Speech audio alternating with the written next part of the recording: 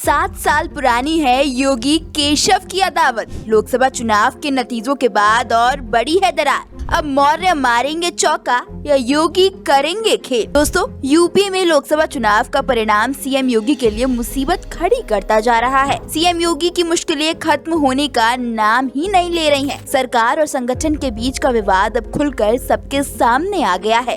हालांकि प्रयागराज मंडल की समीक्षा बैठक में जब डिप्टी सीएम केशव प्रसाद नहीं आए तो शक की कोई गुंजाइश नहीं रही। एक तरह से यूपी के डिप्टी सीएम ने योगी आदित्यनाथ के खिलाफ पॉलिटिकल लाइन खींचने की शुरुआत कर दी है। लोकसभा चुनाव 2024 में पार्टी की कमजोर स्थिति, 10 सीटों पर होने वाले उपचुनाव और 2027 में पार्टी को प्रचंड बहुमत दिलाने को लेकर मंडलवार समीक्षा बैठक चल रही है। बैठक में सीएम योगी सहित पार्टी के सभी वरिष्ठ नेता और मंडल से जुड़े पार्टी के पदाधिकारी भाग ले रहे हैं, मगर केशव प्रसाद मौर्य किसी भी बैठक में शामिल नहीं हुए। वैसे तो सीएम योगी आदित्यनाथ इससे पहले भी बैठक कर चुके हैं, लेकिन उस बैठक में भी डिप्टी सीएम केशव मौर्य शामिल नहीं हुए। तब कहा गया कि केशव मौर्य पार्टी के काम के सिलसिले में दिल्ली में है, लेकिन जब प्रयागराज मंडल की बैठक में केशव नहीं आए तो फिर योगी आदित्यनाथ और केशव मौर्य के बीच के राजनीतिक मतभेद खुलकर सबके सामने आ गए। केशव प्रसाद मौर्य और मुख्यमंत्री योगी आदित्यनाथ के बीच में विवाद बढ़ता जा रहा है। पर दोस्तों, क्या आप जानते हैं ये विवाद कोई आज का नहीं है। विवाद की शुरुआत तो योगी आदित्यनाथ के सीएम बनने के साथ ही शुरू हो गई थी। दरअसल 2017 में केशव प्रसाद मौर्य प्रदेश अध्यक्ष थे। उनका ये मानना था कि उनकी अध्यक्षता में छोटी छोटी पिछड़ी जातियों को जोड़कर गैर यादव ओबीसी वोट बैंक के जरिए बीजेपी सत्ता में आई है, लिहाजा ओबीसी समाज से ही सीएम होना चाहिए।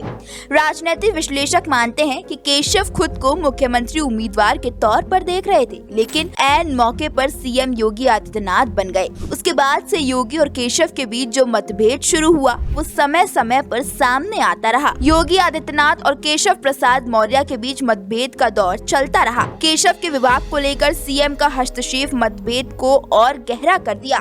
2018-19 में मुख्यमंत्री योगी आदित्यनाथ ने पीडब्ल्यूडी के 10 करोड़ के टेंडर ऑनलाइन कर दिया। कई ऐसे मौके आए जब विभाग के एचओडी और प्रमुख सचिव को लेकर विवाद हुआ। उसके बाद केशव प्रसाद मौर्य ने भी मुख्यमंत्री योगी आदित्यनाथ प्राधिकरण में भ्रष्टाचार को लेकर चिट्ठी लिखी और जांच करने की मांग की। 2022 के विधानसभा चुनाव के पहले भी केशव प्रसाद मौर्य ने मुख्यमंत्री पर तंज करते हुए कहा कि सरकार से संगठन बड़ा है और संगठन की हर बात सरकार को माननी चाहिए। 2022 के चुनाव में सिराथू से केशव के हारने के बाद केशव का सीएम योगी से संबंध अच्छे होने की संभावना पर विराम लग गया। 2022 में फिर से बीजेपी सत्ता में आई तो योगी आदित्यनाथ दोबारा मुख्यमंत्री बने। सिराथू से चुनाव हारने वाले केशव प्रसाद मौर्य फिर सीएम बनने से चूक गए, जिसकी कसक कभी कभी बाहर आ जाती है। 2024 में लोकसभा चुनाव के नतीजे आने के बाद से केशव प्रसाद मौर्य और मुख्यमंत्री योगी आदित्यनाथ के बीच दूरियां फिर बढ़ती चली गई। स्थिति यहाँ तक हुई कि कैबिनेट की 3 बैठक में डिप्टी सीएम केशव प्रसाद मौर्य नहीं गए, जबकि लखनऊ में उनकी उपस्थिति थी। हालांकि एक बैठक के दौरान दिल्ली में भी मौजूद थे। इसके अलावा मुख्यमंत्री ने चुनाव के बाद जब अहम बैठक बुलाई तो उसमें भी केशव मौजूद नहीं थे। इसके बाद मुख्यमंत्री ने 10 सीटों पर उपचुनाव को लेकर मंत्रियों की टीम बनाई, जिसमें दोनों डिप्टी सीएम को जगह नहीं मिली।